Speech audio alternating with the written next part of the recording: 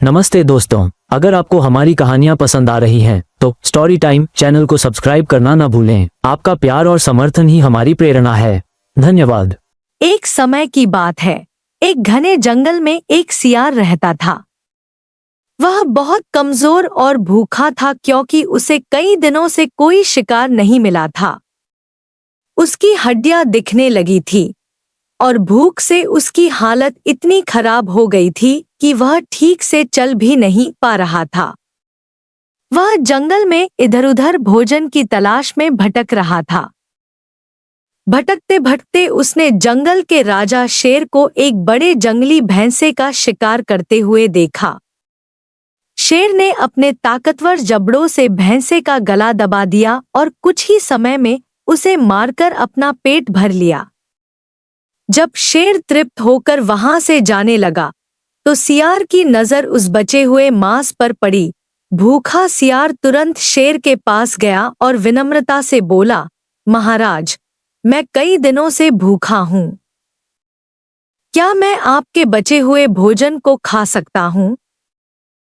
शेर ने सियार की दयनीय हालत देखी और हंसते हुए कहा, ठीक है, तुम मेरे साथ रह सकते हो, लेकिन याद रखना कि जब तक मैं शिकार करूंगा, तब तक ही तुम्हें भोजन मिलेगा। तुम्हें अपनी सीमा में रहना होगा और मुझसे मुकाबला करने की कोशिश नहीं करनी चाहिए। सियार बहुत खुश हुआ और शेर के साथ रहने लगा। हर दिन जब शेर शिकार करता, तो वह आराम से उसके द्वारा छोड़ा हुआ मांस खा लेता। धीरे धीरे उसका शरीर मजबूत होने लगा और अब वह पहले से अधिक ताकतवर महसूस करने लगा।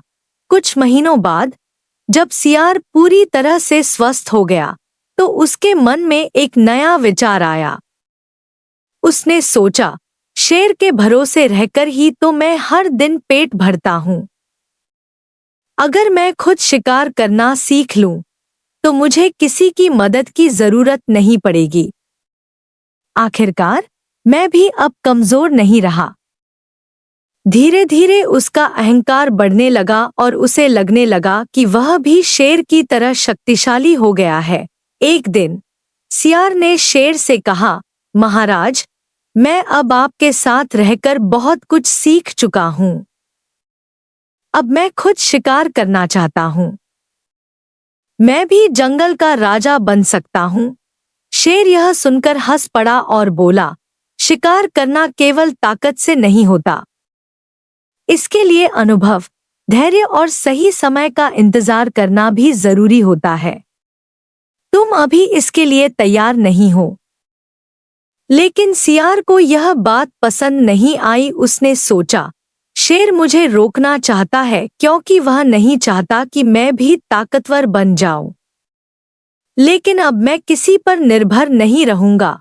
अगले ही दिन, सियार ने जंगल में एक बड़े जंगली भैंसे को देखा। वह खुशी से उछल पड़ा और बोला, आज मैं खुद शिकार करूंगा और शेर को दिखा दूंगा कि मैं भी उतना ही ताकतवर हूं।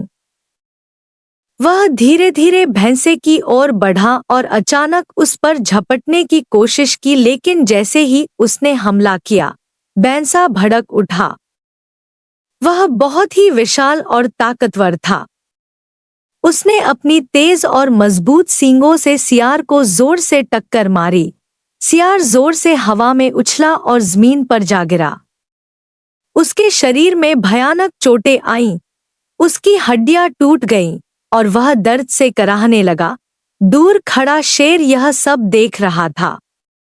वह धीरे धीरे सियार के पास आया और कहा, मैंने तुमसे कहा था कि अहंकार और लालच इंसान को विनाश की ओर ले जाते हैं, लेकिन तुमने मेरी बात नहीं मानी। सियार की आंखों में पछतावे के आंसू आ गए। उसे अपनी गलती का एहसास हो गया, लेकिन अब बहुत देर हो चुकी थी। वह न तो खुद शिकार कर सकता था और न ही पहले की तरह शेर के साथ रह सकता था। अब वह लाचार और असहाय हो चुका था।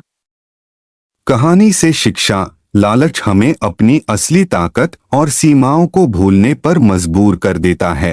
जिससे हम गलत फैसले ले लेते हैं। हर कार्य को करने के लिए केवल ताकत ही नहीं बल्कि सही समय और अनुभव भी जरूरी होता है। अहंकार और घमंड हमें हमारी असली क्षमता से अधिक सोचने पर मजबूर कर देते हैं, जिसका परिणाम हमेशा बुरा होता है। हमें अपने गुरु या मार्गदर्शक की सलाह को हमेशा गंभीरता से लेना चाहिए।